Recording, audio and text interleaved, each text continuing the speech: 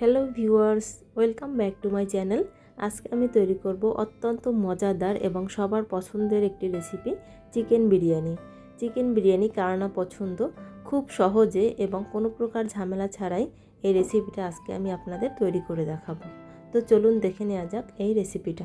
Chicken biryani তৈরি করার জন্য এখানে আমি 500 গ্রাম বাসমতি চাল নিয়ে নিয়েছি। এবারে আমি চালটাকে ধুয়ে নিলাম। ধুয়ে এটাকে আমি ভিজিয়ে রাখবো 2 ঘন্টার জন্য।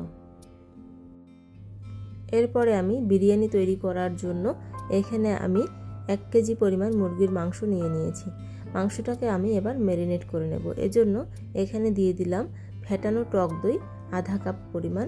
এরপরে দিয়ে দিলাম রসুন বাটা 2 টেবিল চামচ, আদা বাটা 1.5 টেবিল চামচ, লবণ দিয়ে দিলাম স্বাদ মতো।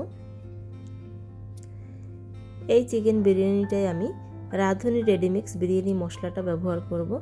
এখানে 1 কেজি মাংসের জন্য আমার পুরো মশলাটাই লাগবে, এজন্য আমি সম্পূর্ণ মশলাটা দিয়ে দিলাম। মাংসটা অবশ্যই হাত দিয়ে ম্যারিনেট করে নিতে হবে, তাহলে মশলাগুলো খুব ভালোভাবে মাংসের ভিতরে ঢুকে যাবে। আপনারাও চেষ্টা করবেন হাত দিয়ে খুব ভালোভাবে ম্যারিনেট করে নেয়ার।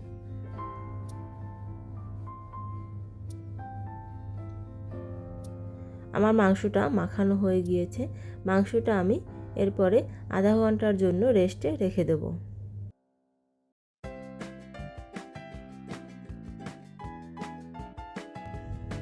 ফিরে এলাম 2 ঘন্টা পরে। চালগুলো ফুলে বড় হয়ে গিয়েছে। এ পর্যায়ে চালের পানিটা আমি ছেঁকে নেব। বিরিয়ানি রান্না করার আগে যদি সমস্ত উপকরণ রেডি করে নেওয়া যায় তাহলে রান্না করতে খুবই সুবিধা হয়। এখানে আমি 1/4 কাপ লিকুইড দুধ নিয়ে নিয়েছি এবং এর ভিতরে দিয়েছি সামান্য একটু জর্দার রং। এটা বিরিয়ানির কালারের জন্য আমি ব্যবহার করব। চুলায় একটা পাত্রে আমি পানি দিয়ে গরম হতে দিয়েছি। এর ভিতরে আমি দিয়ে দিয়েছি 1 টেবিল চামচ সয়াবিন তেল, স্বাদ মতো লবণ। এরপরে আমি দিয়ে দিলাম হাফ চা চামচ জিরা, দিয়ে দিলাম কয়েকটি গোটা মশলা, কয়েক টুকরো দারুচিনি এবং 3-4টি এলাচ। দিয়ে পানিটা এভাবে বলক আসলে এর ভিতরে আমি দিয়ে দিলাম আমার ভিজিয়ে রাখা বাসমতি চাল। আমি চালটাকে এবার সেদ্ধ করে নেব। 80% সেদ্ধ করতে হবে, পুরোপুরি সেদ্ধ করা যাবে না। চালটা সেদ্ধ হয়ে গেলে এরপরে আমি এটাকে পানি ঝরিয়ে একটি পাত্রে অবশ্যই ছড়িয়ে নিতে হবে, না হলে যদি এক জায়গা এরকম রাখা হয় তাহলে গরমে ভাতটা কিন্তু বেশি সেদ্ধ হয়ে যাবে। এভাবে আমি একটা পাত্রে পানি ছড়িয়ে রেখেছি। এরপরে চুলায় আমি একটা প্যান বসিয়ে এর ভিতরে দিয়ে দিলাম 1 কাপ তেল। তেলটা আমি একটু বেশি দিয়েছি কারণ পেঁয়াজের বেরেস্তাটা করতে হবে, এজন্য। পেঁয়াজের বেরেস্তা করার পরে অবশ্যই তেলটা কমিয়ে নিতে হবে।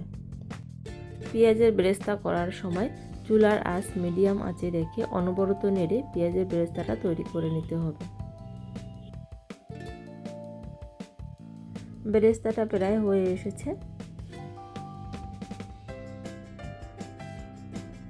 এ পর্যায়ে আমি পেঁয়াজের বেরেস্তাগুলো নামিয়ে নেব। এর চেয়ে বেশি ভাজা যাবে না, তাহলে বেরেস্তাটা কালো হয়ে যেতে পারে। একটি প্লেটে টিস্যু পেপার দিয়ে তার উপরে পেঁয়াজের বেরেস্তাগুলো আমি নামিয়ে নিচ্ছি, তাহলে অতিরিক্ত যে তেল পেঁয়াজের বেরেস্তায় সেই তেলগুলো টিস্যুটা চুষে নেবে এবং বেরেস্তাগুলো মচমচে থাকবে। পেঁয়াজ বেরেস্তা নামিয়ে নেওয়ার পরে আমি এখানে 2টি আলু একটু বড় বড় সাইজের করে কেটে ধুয়ে একটু লবণ মাখিয়ে নিয়েছি এবং এটাকে আমি একটু লাল লাল করে ভেজে নেব। আমার আলুগুলো ভাজা হয়ে গিয়েছে। এভাবে লাল লাল করে ভেজে নিতে হবে। আলুগুলো আমি নামিয়ে নিলাম।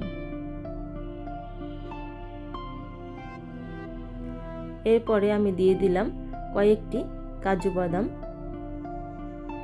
এবং দিয়ে দিলাম কয়েকটি কিশমিশ। কাজু বাদাম এবং কিশমিশগুলো হালকা একটু ভেজে নিয়ে এটাকে আমি নামিয়ে নেব।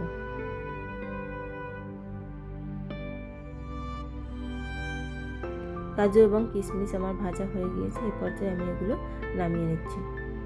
এরপরে আমি দিয়ে দিলাম আমার ম্যারিনেট করে রাখা মাংস। বাটিটা ধুয়ে একটু পানি দিয়ে দিলাম এবং এখানে পেঁয়াজ বেরেস্তা করেছি, এই বেরেস্তা থেকে আমি অর্ধেকটা বেরেস্তা এভাবে হাত দিয়ে একটু ম্যাশ করে দিয়ে দিচ্ছি।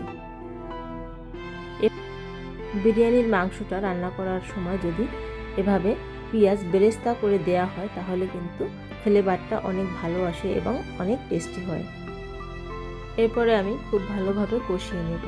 মাংসটা কষানো হয়ে গিয়েছে, দেখুন মাংস থেকে তেল ছেড়ে দিয়েছে এবং কালারটাও চেঞ্জ হয়ে এসেছে।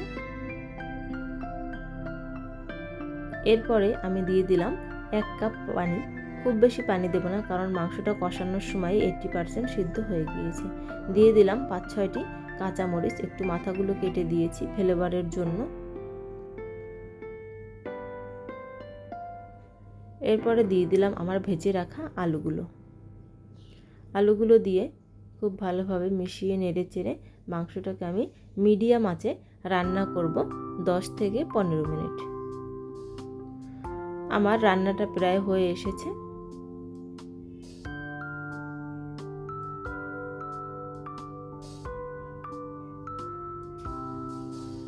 এই পর্যায়ে আমি মাংসটাকে নামিয়ে নেব। এদিকে আমি একটা পাত্র নিয়ে নিয়েছি লেয়ারের জন্য। এর ভিতরে দিয়ে দিলাম আমি সামান্য একটু ঘি। ব্রাশ দিয়ে ঘিটাকে আমি পাত্রের নিচে লাগিয়ে দিলাম।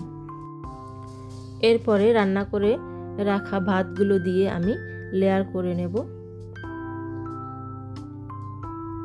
প্রথম লেয়ারে এভাবে আমি ভাত দিয়ে খুব ভালোভাবে পাত্রের নিচটা চারপাশে ছড়িয়ে নেব। এরপরে এর উপরে আমি দিয়ে দিলাম রান্না করে রাখা চিকেন।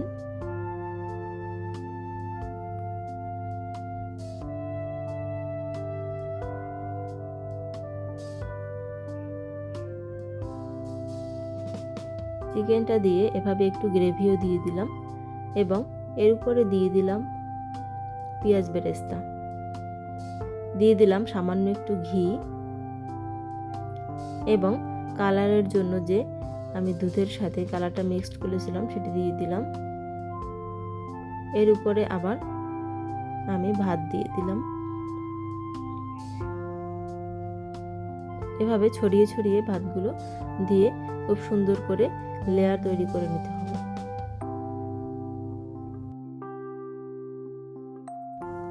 দ্বিতীয় লেয়ারটি করার জন্য এরপরে আবার আমি ভাতের উপরে চিকেন দিয়ে দিলাম। চিকেনগুলো দেওয়ার পরে এর উপরে আবার ভাত দিয়ে ঢেকে দিতে হবে।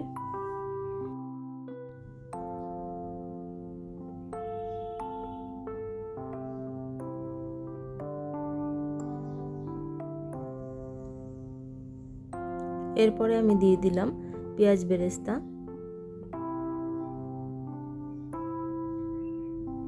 এরপরে দিয়ে দিলাম ভেজে রাখা কাজু এবং কিশমিশ। দিয়ে দিলাম সামান্য ঘি। দিয়ে দিলাম কালার।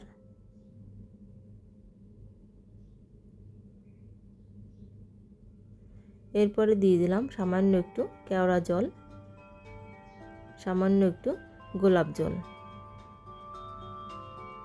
এরপরে আমি এটাকে ঢেকে দমে বসিয়ে দেব। চুলার আঁচ একদম লো আঁচে রেখে আমি এটাকে দমে বসিয়ে দিলাম 15 মিনিটের জন্য। ফিরে এলাম 15 মিনিট পরে। দেখুন কত সুন্দর হয়েছে।